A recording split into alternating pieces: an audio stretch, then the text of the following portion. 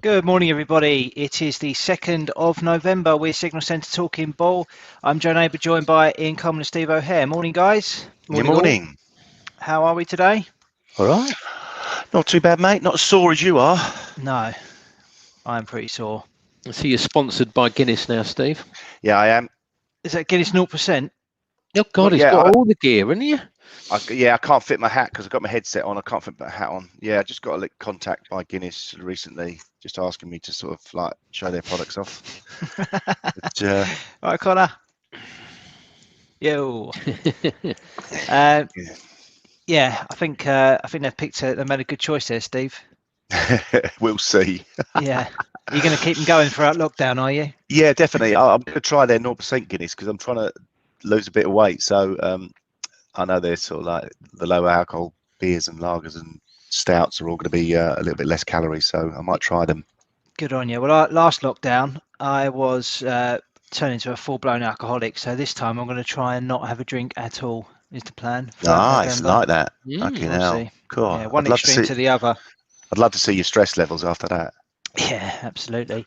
I might even go for a moustache as well, as it's November. November, right? Yeah. Okay. All right, I'll race you. All right.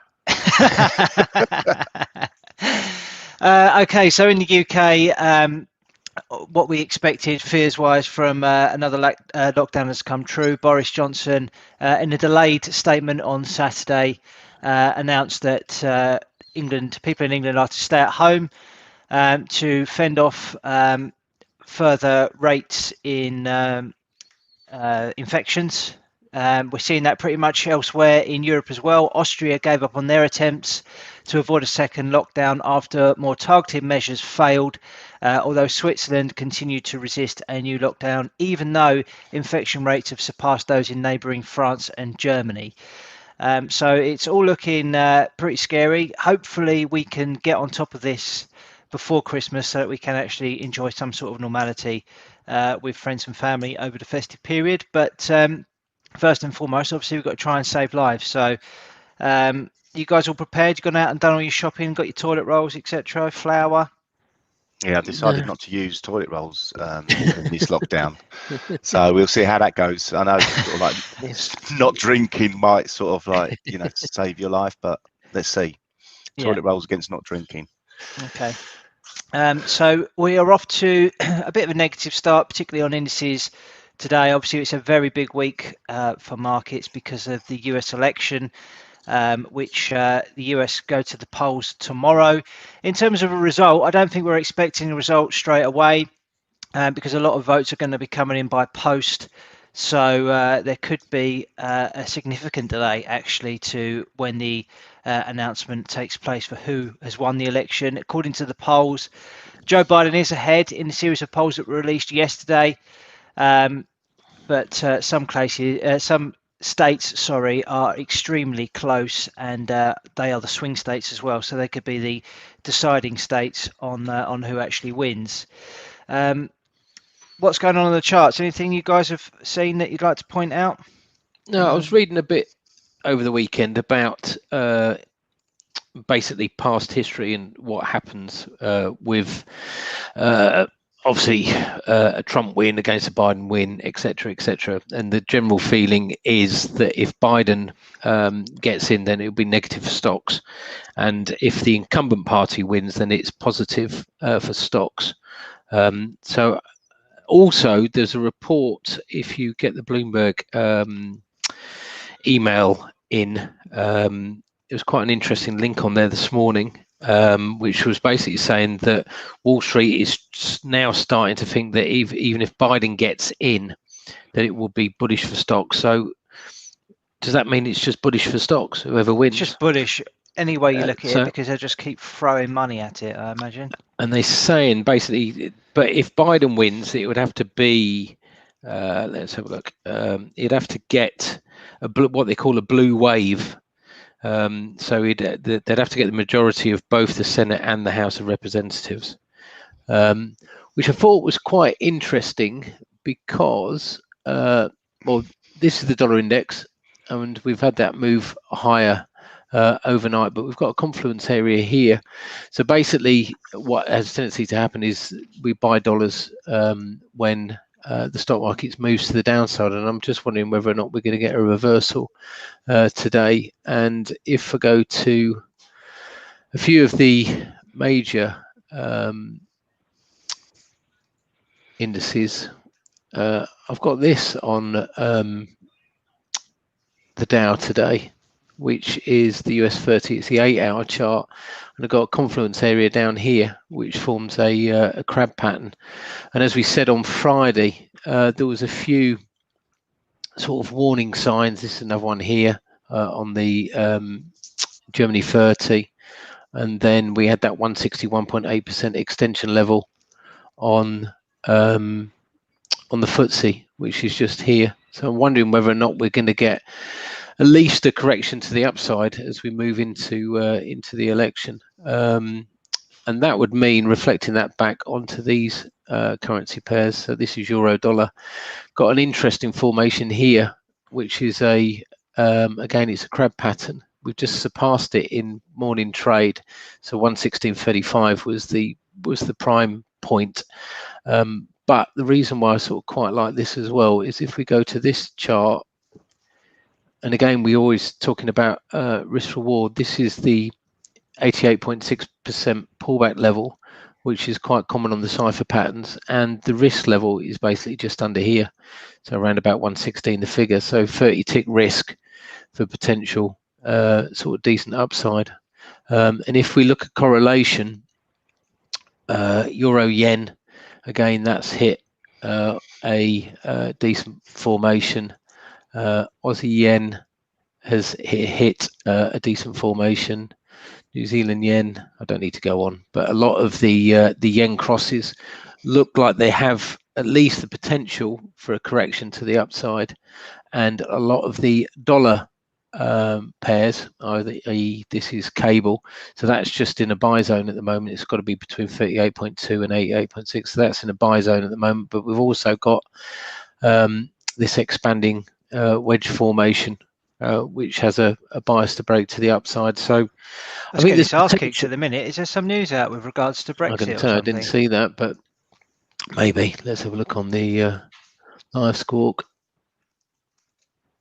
It's only Sunak's been out this morning, isn't he?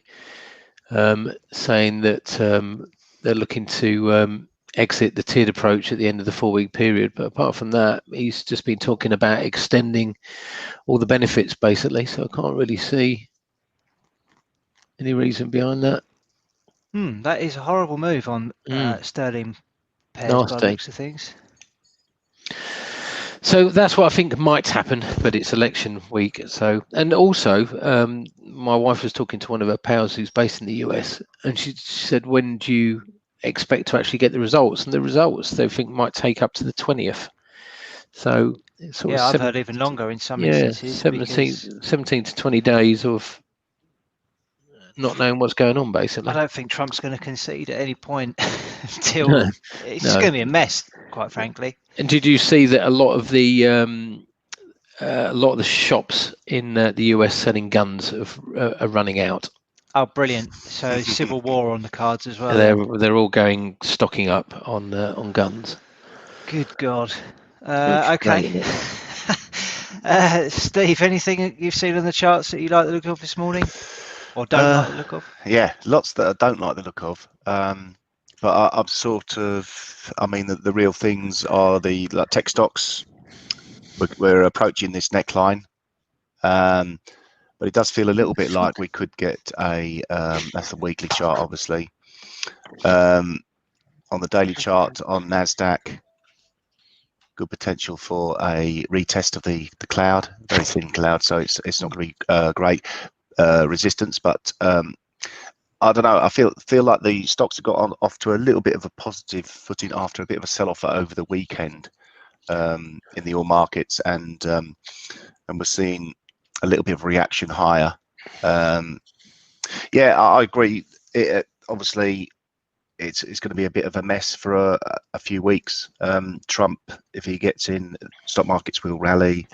I think it will be a bit of a dead cat bounce because I think technically everything's looking pretty poor over the medium-term picture.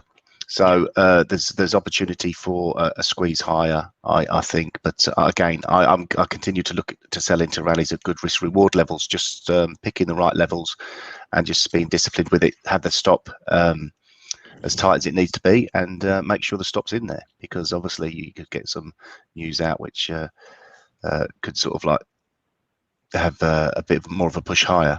But yeah, I think it's a bit messy, really. It's broken the sort of like the more medium term support. A little bit of a retest going on in here in CAC, 46.82. That would be the level to maybe set shorts for a sort of like further reaction lower. But and we got these head and shoulders formations in the in some of them, in the DAX in particular, which is broken lower. And again, a lot of these head and shoulders formations always have a retest. Not always. You usually have a retest of the neckline. So the neckline will be up at 12,200 in DAX. So that's a fair old 600-point rally before the markets then feel more comfortable about selling off. You can see the sort of the ATR, the average true range, is moving lower. Picked up a little bit last week, but it's still at sort of like lower levels. So I expect a sort of the obvious volatility move in the coming days. Yeah. One market that I took a look at this morning, which I noticed had a pretty big move, was oil.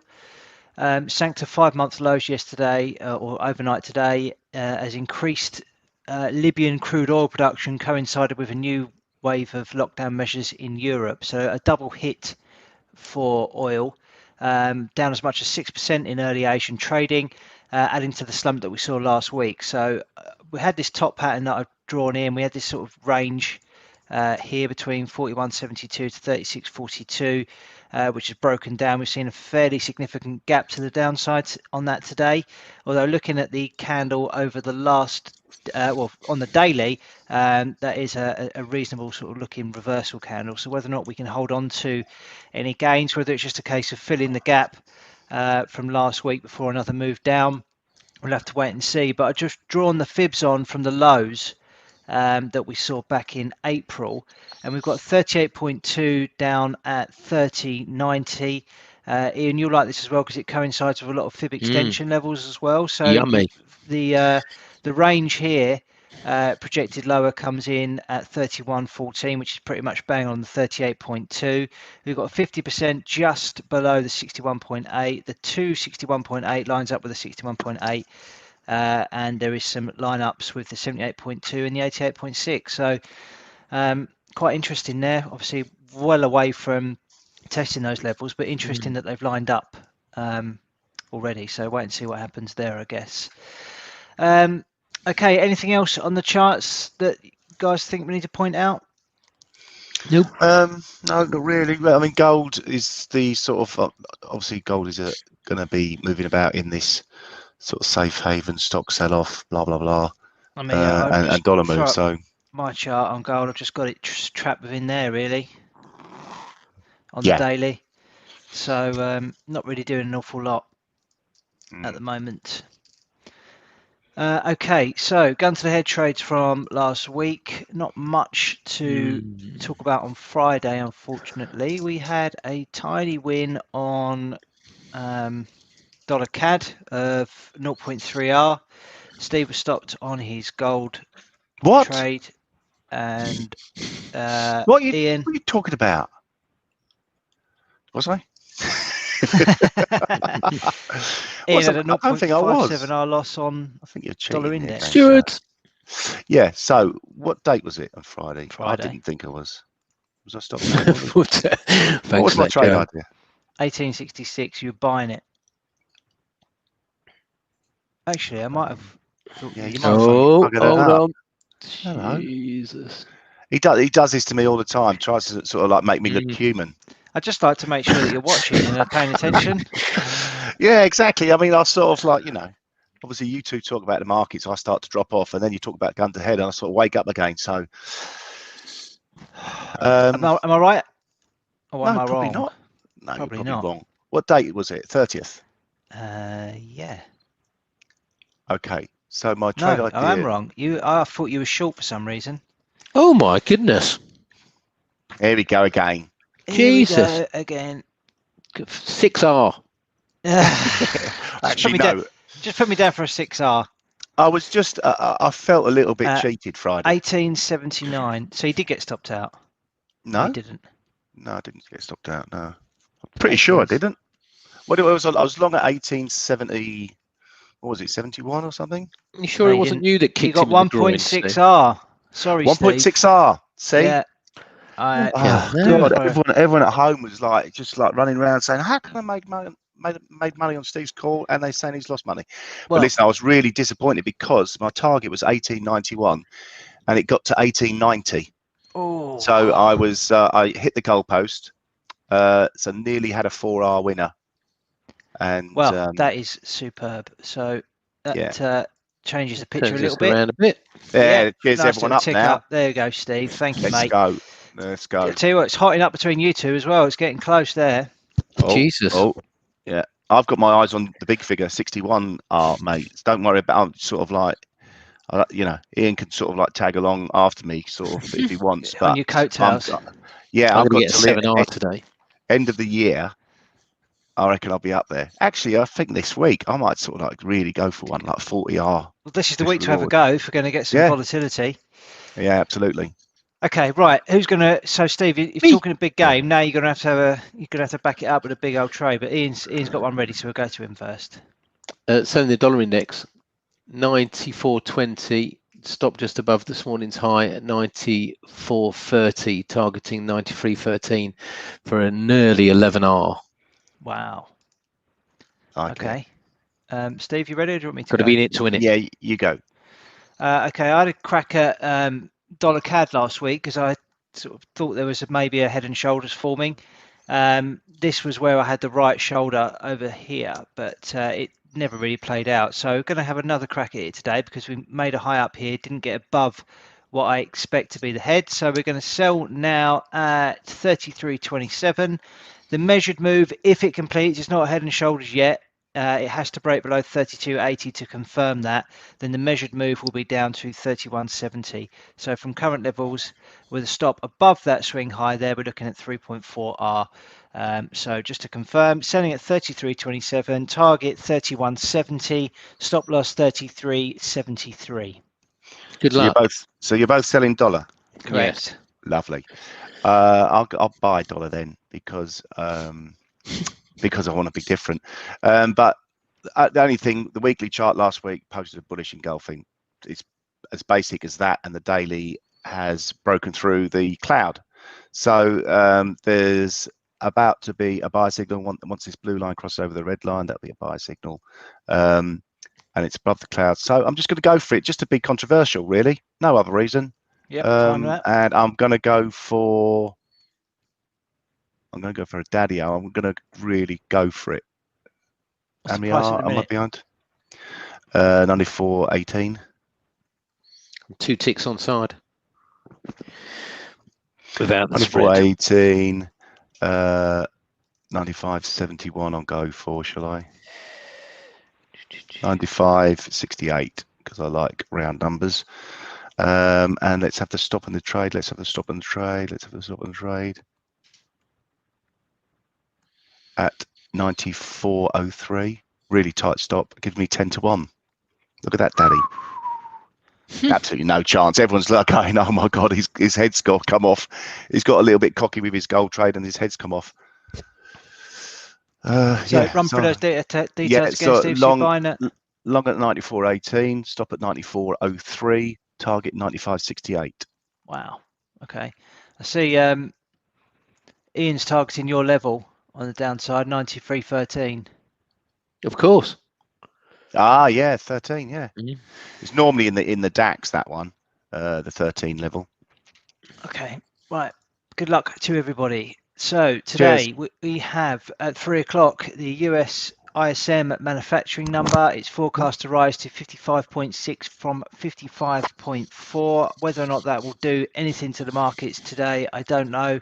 Obviously, all eyes now on the US election. So both parties, I think, are due to be out on the road doing some last-minute campaigning, trying to do as best as they can to convince those swing states to vote in their favour.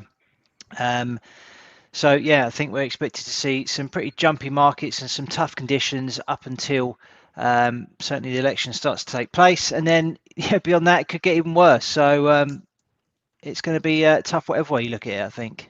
Yeah. Agreed. Yeah. High vol, yes, as indeed. Bogdan pointed out this morning. So unless either of you have got anything else to add or anything else on the charts you want to share, then I think we can wrap it up there for today. And Has Steve been stopped yet? no, yeah. Not far away, mate. Can we just talk for another couple of minutes and then just to embarrass me online? I'm all good. All right, cool. Right, well, have a great day, guys, and we will see you all again tomorrow. Cheers. Bye. Cheers, then. Bye-bye. Cheers, lads. Bye.